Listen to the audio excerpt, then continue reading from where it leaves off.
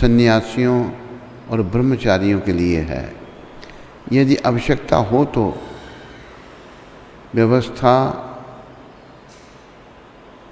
व्यवस्थापन सन्यासियों और ब्रह्मचारियों द्वारा होना चाहिए, ना कि गृहस्थियों द्वारा।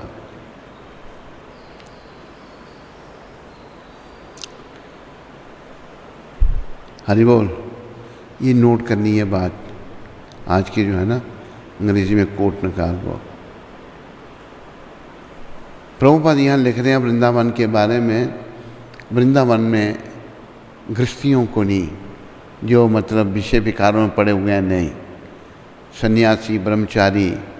और यहाँ प्रभुपाद ने कहा यदि आवश्यकता हो तो वयाविसाथापन सन्यासियों और ब्रह्मचारियों द्वारा होना चाहिए। तो मंदिर का जो संचालन है सन्यासियों के द्वारा, ब्रह्मचारियों के द्वारा होना चाहिए।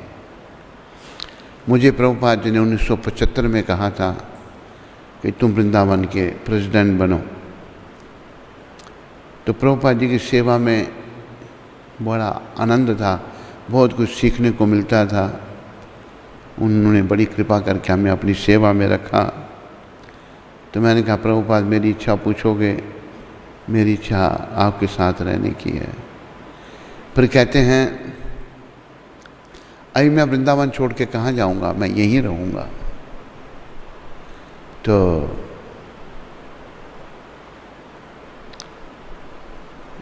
प्रभुपाद खुद सेवा दे रहे थे वृंदावन में, लेकिन मेरा दुर्भाग्य या कुछ भी समझो, मैं नहीं उसको स्वीकार कर सका। तो हमें विषय विकारों से पीछे जाना है, विषय विकारों का त्याग करना है। इन विषयों को भोगने के कारण ही हम भगवान से अलग हो गए। अब यहाँ भी हम विषय भोगों में पड़े रहे, फिर एक दो और शरीर धारण करना पड़ेगा। कुत्ते बिल्ली का भी हो सकता है, सुअर का भी हो सकता है, गधे का भी हो सकता है, गधी का भी हो सकता है। तो उन शरीरों से बचना है। वो केवल त्याग से और निष्काम भक्ति करके, अपनी भावनाओं का परिवर्तन करके, विषय विकारों का बिल्कुल परित्याग करके जो है, ये विषय विकार हमारी बुद्धि को मलिन कर देते हैं। अभी जैसे एक घटना मैंने बहुत पहले बताई थी, जब शुरू शुरू में हम बम्बई में थे, एक वृद्ध आदमी जो है वो मंदिर में रहने लगा। तो हमारा गुरु भाई जसोमती नंदन, वो कैशियर था, उसको आके कहता है कि मुझे टैक्सी का किराया दो। उसने बोला किस लिए? कहते मेरे घर जाना है। कहते तेरे लड़के नहीं दे सकते? सारे लड़के सारे कमाते हैं। कहते हैं मैं उन पर बोझ नहीं बनना चाहता। देखो क्या भावना है। कहते तो जसोमती नंदन बड़ा ज़बरदस्त, उसने तो फिर मंदिर पर बोझ बनेगा। ये भावना मंदिर के लिए लोग नहीं करेंगे। तो भगवान भी सब हमारी भावना को देखते हैं। जो भगवान के लिए करता है भगवान ही उसका भी भगवान ध्यान करते हैं, बाकियों का नहीं। तो मंदिर में भगवान सब कुछ दे रहे हैं और हमें सेवा करनी चाहिए भगवान की।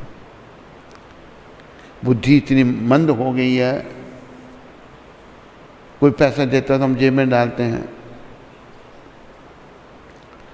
ऐसे ही किसी को पता लगा, कहते मुझे पता नहीं था, ये पता नहीं था, बाकी सब बातों का पता है, ये पता नहीं था। क्योंकि बुद्धि मलिन हो चुकी है, विषयों का सेवन करने के कारण बुद्धि मलिन है। और आज हम एक आपको कथा सुनाएंगे जिसमें भगवान कैसे मिलते हैं ये दर्शाया गया है। ये सत्य कथा है। एक गांव में एक ब्राह्मणी माता जो विधवा थी, वो रहती थी, बड़ी गरीबनी थी बेचारी, बड़ी गरीब। और उसका बेटा था छोटा सा मोहन, पति उसका स्वर्ग सधार गया था। तो मोहन अभी 6 साल का है। तो ये सोचने लगी कि मैं अपने बच्चे को कुछ शिक्षा दूं। ब्राह्मण बालक है तो कुछ शिक्षा इसको। तो 2 कोस दूर था विद्यालय जहाँ पर पढ़ाया जाता था। तो बच्चे के लिए वो गई, वहाँ पर रोई। उन्होंने देखा गरीब नहीं है तो बच्चे को पढ़ाना स्वीकार कर लिया। तो जो अध्यापक थे उन्होंने बोला पढ़ाएंगे तेरे बच्चे को। अभी रोज़ 2 किलोमीटर बच्चे को जाना, 2 किलोमीटर आना। एक दिन कुछ विद्यालय में कुछ उत्सव था। उत्सव के कारण आवाज़ ठीक आ रही है सबको? अच्युत तू सोना नहीं है। एक दिन अच्युत का ध्यान रखो, सो जाता है। पार्थ तुम ध्यान रखो, सोए तो उठा देना इसको। तो देर हो गई। तो 2 कोस वो बियाबान जंगली जानवर उधर से, वो अकेला बच्चा बड़ा डरा। माँ को आके कहते माँ मैं अकेले, मुझे बहुत डर लगता है। बाकी जो और कुछ बच्चे वहाँ आते हैं उनके साथ एक एक आदमी होता है, उनको मंदिर स्कूल छोड़ के जाते हैं, ले जाते हैं। माँ मुझे भी एक तो नौकर क्यों नहीं रख के देती जो मुझे रोज़ लेके जाए और आए। और माँ बेचारी कुछ था नहीं, गरीब थी, कैसे रखती। रोने लगी वो। तो बच्चा कहता माँ मेरा कोई नहीं है। तो माँ कहती बेटा तेरे गोपाल हैं, वो मेरे से बड़े हैं या छोटे? कहते तेरे से बड़े हैं। वो कहाँ रहते हैं? वो हर जगह रहते हैं। तो माँ कैसे मिलते कैसे हैं वो?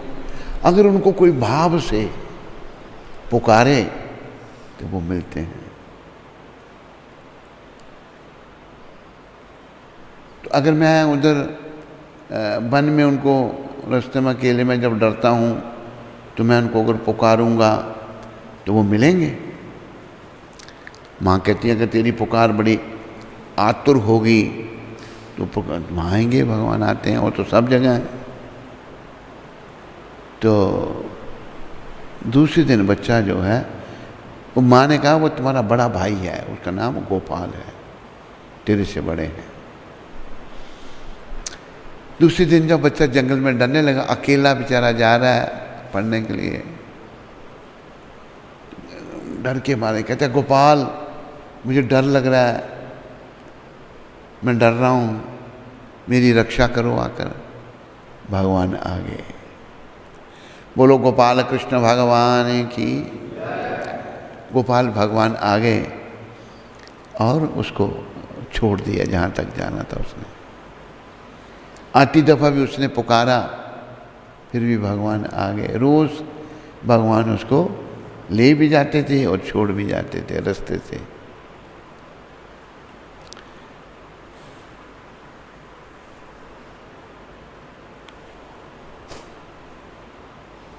एक दिन गुरुजी ने विद्यालय में श्राद्ध का वो कुछ आयोजन किया।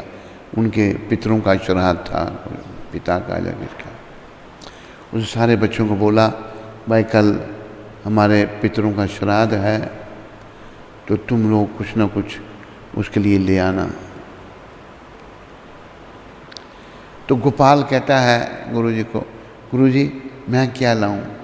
वो जानता है मैं बड़े गरीब है, क्या लाएगा? उसने बोला तूने कुछ नहीं। कहते नहीं नहीं गुरुजी मुझे भी कुछ लाना है। अच्छा तू तो दूध का एक लोटा ले आना। आया, माँ को कहा माँ गुरुजी के पितरों का श्राद्ध है आज तो मुझे दूध दो। गरीबनी कहाँ से ला के देगी दूध बेचारी। उसने कहा तुम अपने भाई को बोलना गोपाल को अच्छा, तो जब भगवान को पुकारा, भगवान आते थे रोज उसका मदद करने। कहा भैया गोपाल, आज गुरुजी ने श्राद्ध का आयोजन रखा है गुरु अपना विद्यालय में, तो मुझे दूध चाहिए। भगवान के देखो मैं एक लोटा दूध लाया हूँ तेरे लिए, ये लो। लोटा दूध का दिया गोपाल को, भगवान छोड़कर चले गए।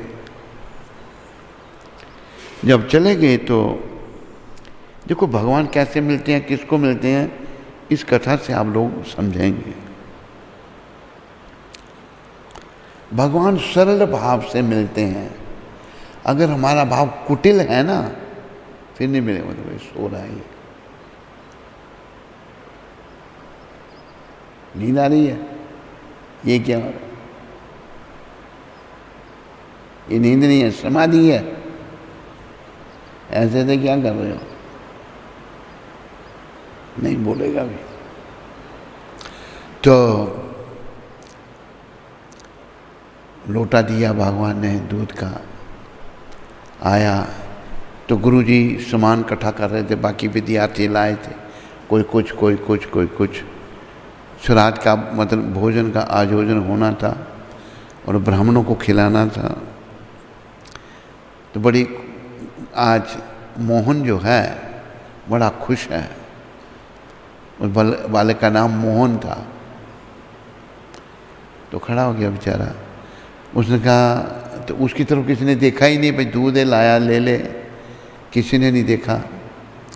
बड़ी देर खड़ा रहा, फिर कहता है गुरुजी मैंने दूध लाया हूँ, ले लो। गुरु देखते हैं, ले लो, ये सर खा रहा है मेरा, ले लो उसका दूध, डाल दोगे दूध। तो बड़ा बेचारा हताश हो गया मोहन, दुखी हुआ कि देखो गुरुजी के अच्छे शब्दों से। लोटे का दूध जो है एक बर्तन में डाला, वो बर्तन भर गया। दूसरे में डाला, वो भी भर गया, दूध नहीं खत्म हो रहा। फिर गुरुजी को कहा, गुरुजी ऐसा दूध इसमें बहुत है, लोटे का दूध का। एक बड़े बर्तन में डाला, सारा भर गया, फिर भी दूध उसमें है। अक्षय था वो लोटा दूध का, भगवान लेके आए थे अपने कर कमलों के द्वारा। अभी गुरु चकत, इतना एक लोटे से इतना दूध। बोला कि मोहन तो कहाँ चला है ये दूध? कहते मेरे भैया गोपाल ने दिया। वो जानता था कि इसका भाई तो कोई है नहीं। माँ ने कहा था तेरे बड़े भैया हैं गोपाल जी। कहते गोपाल कहाँ रहते हैं? कहते मैं जब आता हूँ गुरुकुल में तो रास्ते में मुझे मिलते हैं भगवान। तो गुरुजी कहते चल मेरे को भी उनसे मिला कर चलो। तो भगवान आगे जब तो पहले उसने आवाज़ लगाई, गुरुजी साथ में है, गोपाल गोपाल। आवाज़ आई, अभी तुम अकेला थोड़ा है, तेरे साथ गुरुजी हैं, अभी क्या डर है तेरे को? कि नहीं मेरे गुरुजी तुम्हें देखना चाहते हैं। तो भगवान आगे तो गोपाल मोहन जी को दिखे। तो गुरुजी ने कहा देखो कितने सुंदर हैं, तो गुरुजी को नहीं दिखे। गुरुजी कहते हैं बेटा मुझे नहीं दिखे। तो उन्होंने कहा कि मोहन कहता है गोपाल जी को, आप इसको क्यों नहीं दिख रहे, मेरे गुरुजी को क्यों नहीं दिख रहे? कहते ये उनको रोशनी जैसी दिखी। कहते इनको रोशनी दिखी, अभी ये उसी के योग्य हैं, अभी मेरे दर्शन नहीं इनको हो सकते। अभी देखो गुरुजी पढ़ाते हैं लेकिन हृदय नहीं शुद्ध, भेदभाव। बच्चा लाया दूध, वो नहीं समझे किस भाव से आया, कहाँ से आया दूध। कहते लाओ मेरा सर खा रहा है, खाली कर दो इसका लोटा। बच्चा मोहन बड़ा हताश हुआ, बड़ा दुखी हुआ इस बात से। तो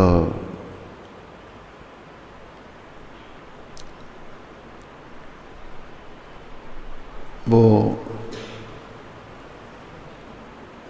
पूछा जा भगवान को कि आप गुरु जी को, कहते ये इनके मेरे देखने के योग्य नहीं है, अभी इनको बस इतना ही रोशनी दिखी, वहीं तक संतुष्ट रहे। अभी और बच्चे को लेकर घर में आ गया। इतना बड़ा चमत्कार, एक लोटे का दूध खत्म नहीं हो रहा। आया तो उनकी माँ जो है भगवान गोपाल मोहन की माँ की गोद में बैठे हुए हैं। गुरु जी ने दर्शन देखा, साक्षात किए, दर्शन किए। वहाँ पर गुरु जी को भी दर्शन हो गए। तो देखो भगवान सरल भाव से मिलते हैं, सरल साथ से मिलते हैं। हम लोग जब विषय विकारों में पड़ जाते हैं, भोग विलास में पड़ जाते हैं, तो सरलता हमारी चली जाती है। हमें छल कपट छिद्र, जैसे भगवान ने तीसरे अध्याय के 39वें श्लोक में कहा है कि आवृतम ज्ञानम एतेन ज्ञानिनो नित वैरिना काम रूपेण कौन्तेय दुष्परेण न लेने जा। पीछे काम विषय वासनाओं का वर्णन किया भगवान ने, पुरुष का स्त्री आकर्षण, स्त्री का पुरुष आकर्षण, इसका वर्णन किया 36वें श्लोक में, तीसरे अध्याय के 37, 38, 39 में ये कहा भगवान ने। भगवान कहते हैं काम और कामनाएं, इच्छाएं, भौतिक इच्छाएं, जिनसे हम सब भरे पड़े हैं, काम विकार से, कामनाओं से भरे पड़े हैं।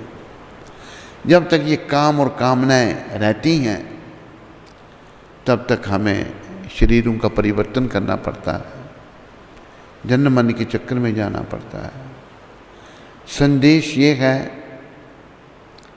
कि हम इसके बाद और शरीर ना धारण करें,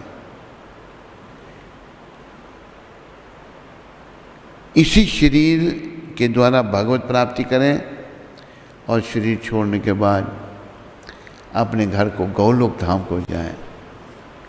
यहाँ सतचित आनंद में जीवन है। तो भगवान का जो धाम है वही हमारा असली घर है।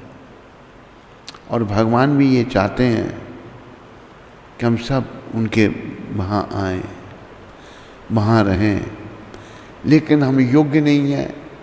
विषय विकारों में हम पड़े हुए जीव हैं। मोह माया में काम, क्रोध, मोह, लोभ, अहंकार, इनसे हम भरे पड़े हैं।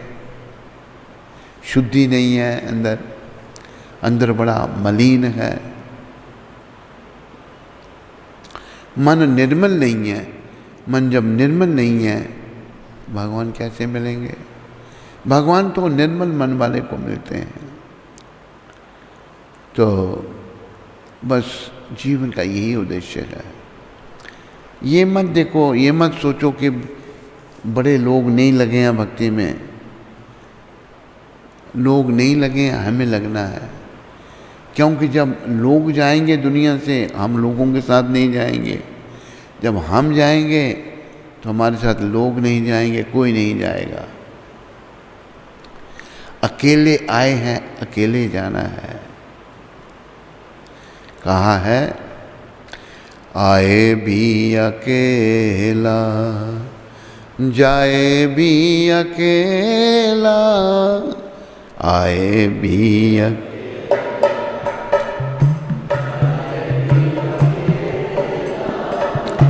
आए भी अकेला, जाए भी अकेला, आए भी अकेला, जाए भी। 2 दिन की जिंदगी और 2 दिन का मेला, 2 दिन की जिंदगी और 2 दिन का मेला, 2 दिन की जिंदगी और 2 दिन का मेला, 2 दिन की जिंदगी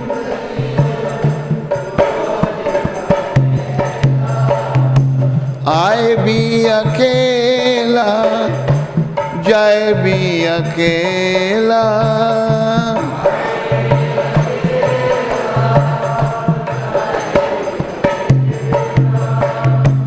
आए भी अकेला, जाए भी अकेला। 2 दिन की जिंदगी और 2 दिन का मेला।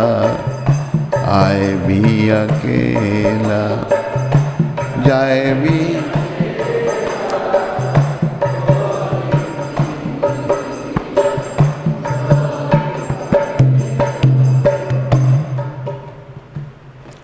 हम संसार में अकेले आए हैं, अकेले जाएंगे। संसार का कोई भी, मेरी माँ, मेरा बाप, मेरा भाई, मेरी बहन, मेरा चाचा, मेरा ताऊ, मेरा कोई रिश्तेदार मेरी मदद नहीं कर सकता। मदद करने वाले केवल कृष्ण हैं, कन्हैया हैं। आखिर में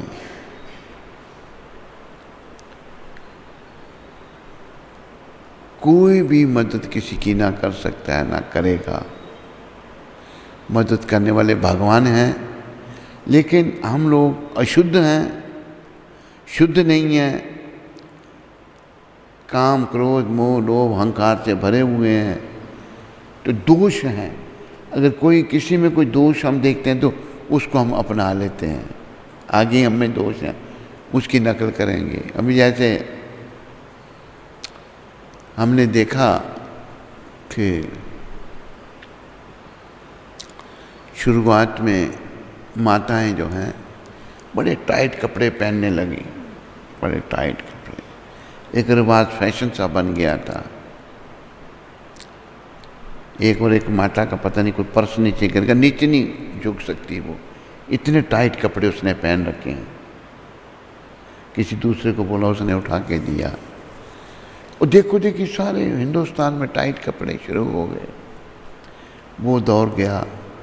कुछ मूर्ख माताएं बेचारी, उन्होंने पैंटें पहनना शुरू कर दी।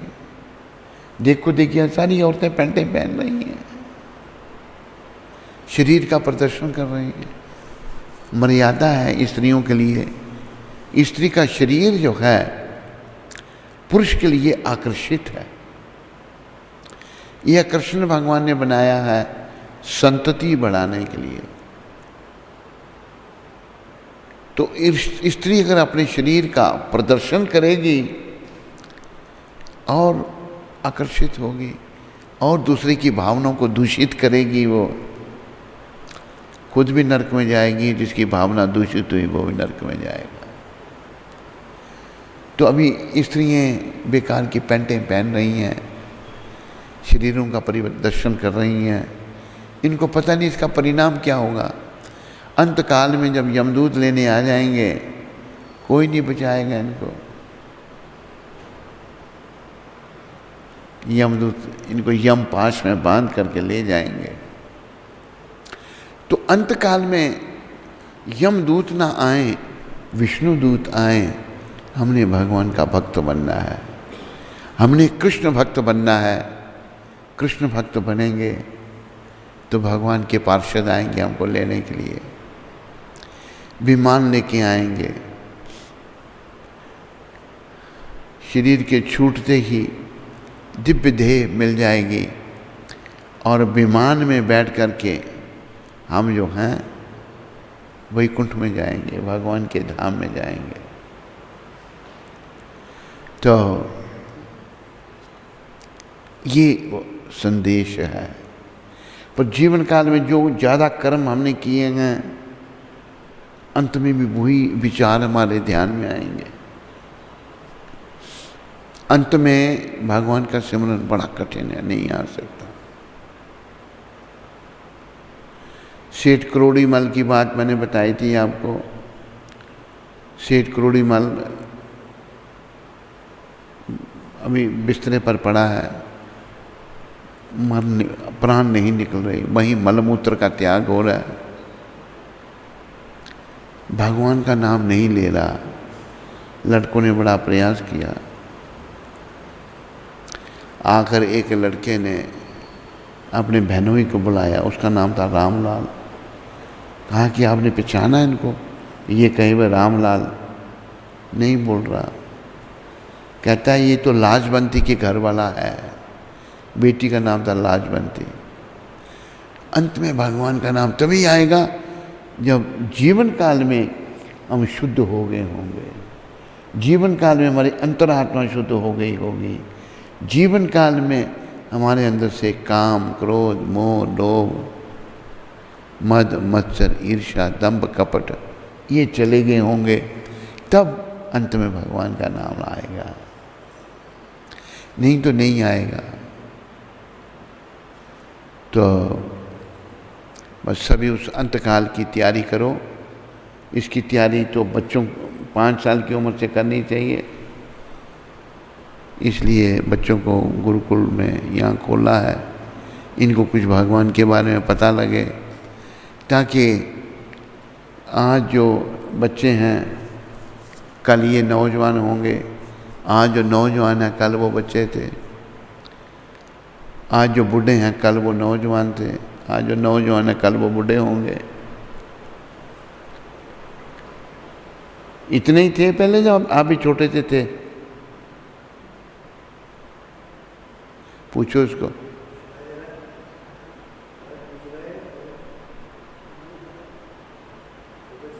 हैं? तो जवाब क्यों नहीं देते? बोलते नहीं। ये आज वृद्धावस्था में हैं, हम वृद्धावस्था में हैं, कल हम भी छोटे छोटे थे। आज जो छोटे छोटे कल आप सबको बूढ़े होना है। तो अभी समय हमारे पास, इसलिए शुरू से बच्चों को गुरुकुल में पढ़ाया जाता था, भगवान के विषय में बताया जाता था। असली पढ़ाई आत्मा और परमात्मा का ज्ञान करवाया जाता था। इसलिए सभी लोग भक्ति पथ में आगे बढ़ो, माताएं, सारे बच्चे, बूढ़े, ताकि अंत में भगवान का नाम जीभा पर आए। इन्हीं शब्दों के साथ आप सबका धन्यवाद। हरे कृष्णा। कोई प्रश्न तो नहीं है तेरे पास आज? नहीं है? बोलो क्या प्रश्न है?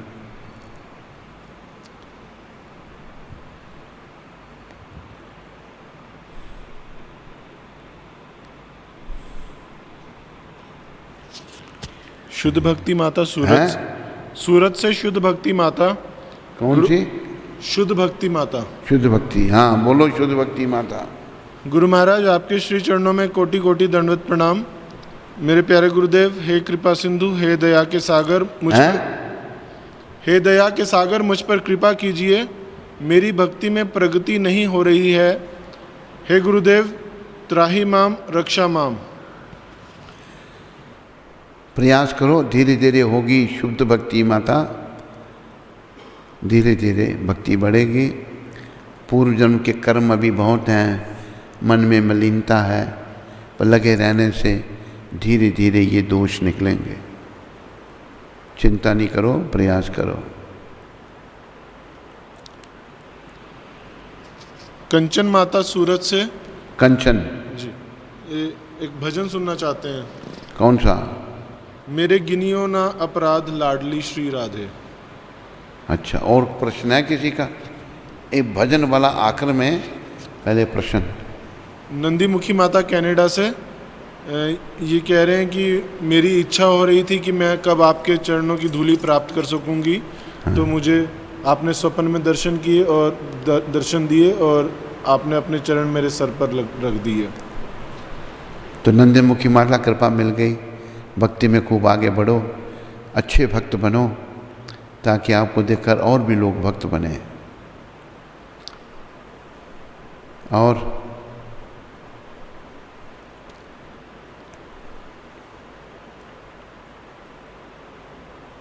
विश्व मोहन प्रभु महाराष्ट्र से।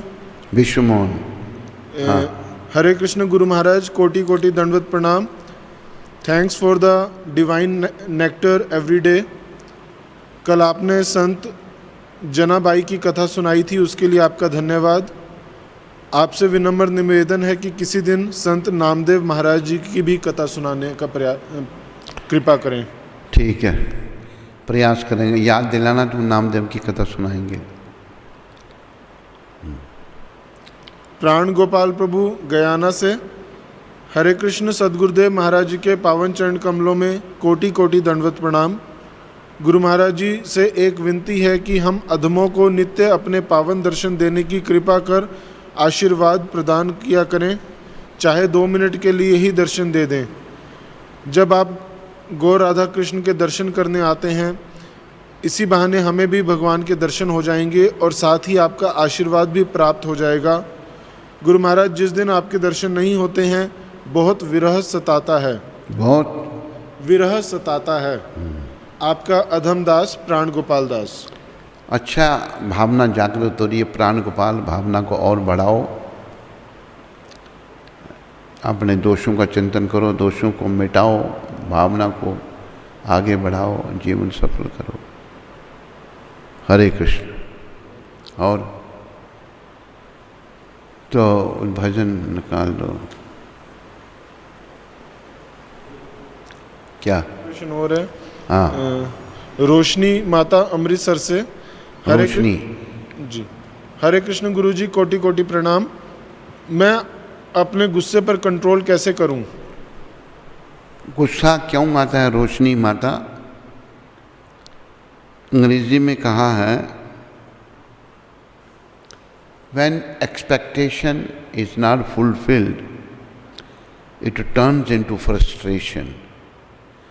हम जब किसी से कुछ उम्मीद करते हैं, अपेक्षा करते हैं, जब हमारी अपेक्षा पूरी नहीं होती तो हमें क्रोध आ जाता है।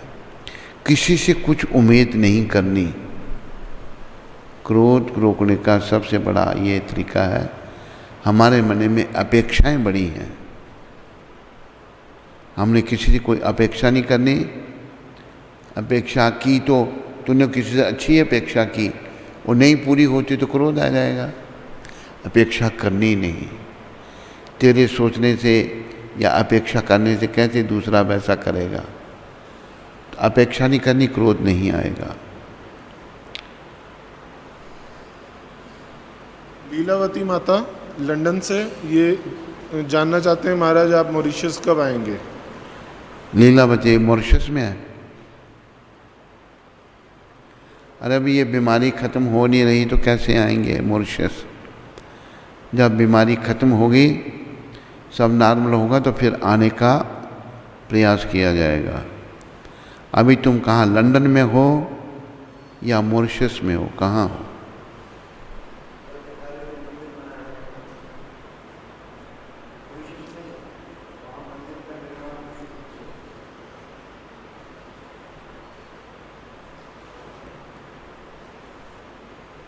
बस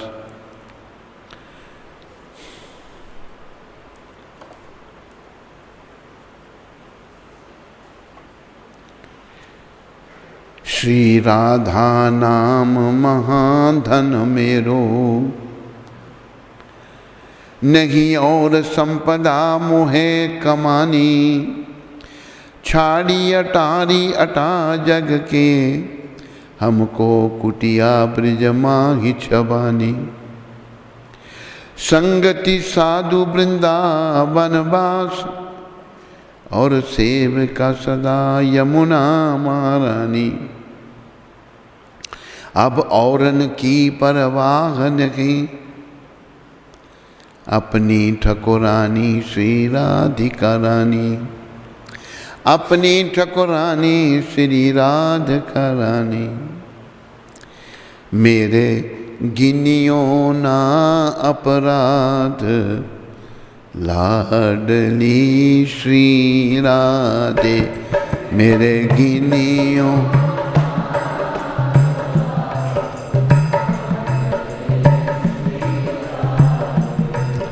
मेरे गिनियो ना अपराध, लाडली श्री राधे।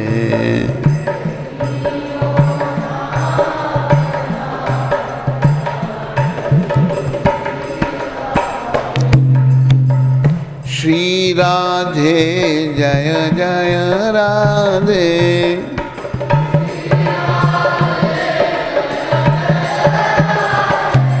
मेरे गिनियो ना अपराध लाडली श्री राधे मेरे।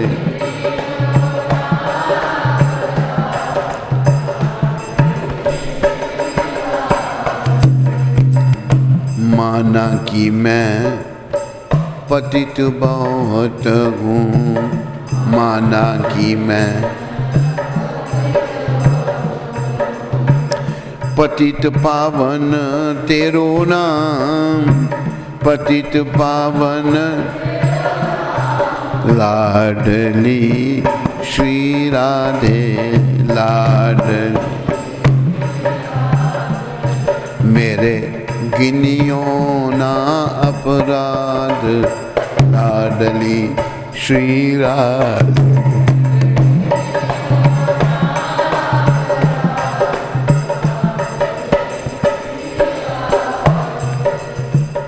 जो तुम मेरे अब गुण देखो, जो तुम तो ना ही कोई उनका हिसाब, तो ना ही कोई उनका ही। लाडली श्री राधे लाडली। मेरे गिनियो ना अपराध लाडली श्री राधे।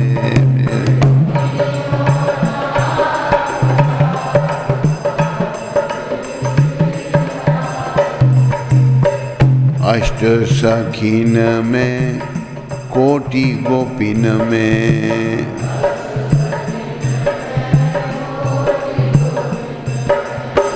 उन्हों की दासी दासिन में, उन्हों की दासी दासिन। कहीं लिख ले जो मेरो नाम, कहीं लिख ली जो मेरो लाडली श्री राधे। मेरे गिनियो ना अपराध लाडली श्री राधे।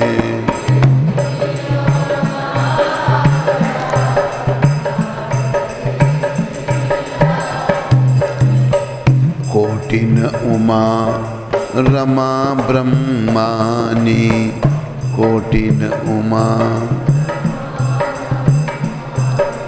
तेरे चरणों में पावे विश्राम, तेरे चरणों में पावे विश्राम। लाडली श्री राधे लाडली। मेरे गिनियो ना अपराध लाडली श्री राधे। मेरे गिन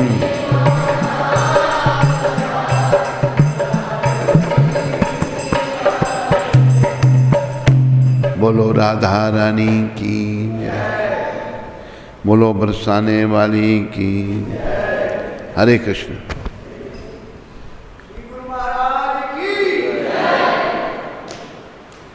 विजय वर्मा जी हैं सूरत से। ये कह रहे हैं कि जय प्रभुपाद जय गुरुदेव। गुरुदेव निर्जला एकादशी के दिन कोई तकलीफ नहीं हुई, लेकिन रात को सोने के वक्त पूरा बदन में जलन हुई। ये क्या हुआ, कृपया मार्गदर्शन करें। थोड़े पानी पूनी नहीं पीने के कारण गर्मी हो गई शरीर में, पानी पूनी पिया तो फिर ठीक हो गई होगी। ठीक है, हाँ।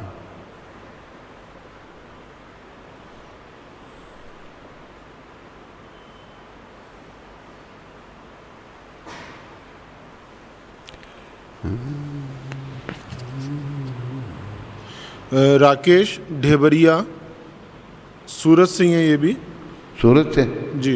राकेश भेबरिया ढेबरिया गेवरिया। हरे कृष्ण गुरु महाराज, दंडवत प्रणाम। भगवान कृष्ण के शुद्ध भक्त कैसे बन पाएंगे? प्रयास करने से, भक्ति करने से, नवदा भक्ति को हृदय में धारण करने से, सतत कृष्ण का चिंतन करने से शुद्ध भक्त बन पाओगे आप।